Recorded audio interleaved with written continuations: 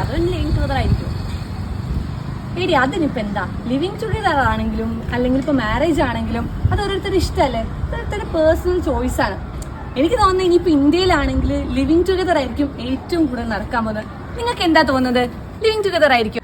ഇന്ത്യയിൽ living together എന്ന് പറയുന്നത് ലീഗലി ഓക്കെ ആയ കാര്യമാണ്.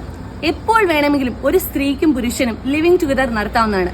2006 Lata Singh versus state of UP എന്ന കേസിൽ കോർട്ട് പറയുകയുണ്ടായി, പ്രായപൂർത്തിയായ ഒരു സ്ത്രീക്കും പുരുഷനും വിവാഹം കഴിക്കാതെ തന്നെ ഒരുമിച്ച് ജീവിക്കാവുന്നതാണ്. നമുക്കറിയാം, നമ്മുടെ ഇന്ത്യൻ കൾച്ചർ എന്ന് പറയുന്നത് വിവാഹം കഴിച്ചാൽ മാത്രം ഒരുമിച്ച് ജീവിക്കാൻ കഴിയൂ എന്ന് ഫോളോ ചെയ്യുന്ന ഒരു കൾച്ചറാണ് നമുക്കുള്ളത്. അതുകൊണ്ട് തന്നെ സമൂഹത്തിൽ നിന്നും വീട്ടുകാരിൽ നിന്നും നമുക്ക് എതിർപ്പുകൾ നേരിടേണ്ടി വരും. അങ്ങനെ നേരിടേണ്ടി വന്നാൽ നമുക്ക് നിയമസഹായം നേടാവുന്നതുമാണ്. അതുപോലെ ലിവിങ് ടുഗദർ നടത്തുമ്പോൾ നമുക്കൊരു കുട്ടി ഉണ്ടായിക്കഴിഞ്ഞാൽ മാരേജിൽ എങ്ങനെയാണോ ഒരു കുട്ടിക്ക് കിട്ടുന്ന അവകാശങ്ങൾ അതേ രീതിയിൽ തന്നെ ലിവിങ് ടുഗദറിലുള്ള കുട്ടിക്ക് കിട്ടുന്നതാണ്. നിങ്ങൾക്ക് ഡിവോഴ്സ് എന്ന് പറയുന്ന ലോങ് പ്രോസസ്സിലേക്ക് കടക്കേണ്ട കാര്യവുമില്ല. എപ്പോൾ വേണമെങ്കിലും നിങ്ങൾക്ക് വേണ്ട എന്ന് തോന്നുകയാണെങ്കിൽ നിങ്ങൾ പിരിഞ്ഞു പോകാവുന്നതാണ്.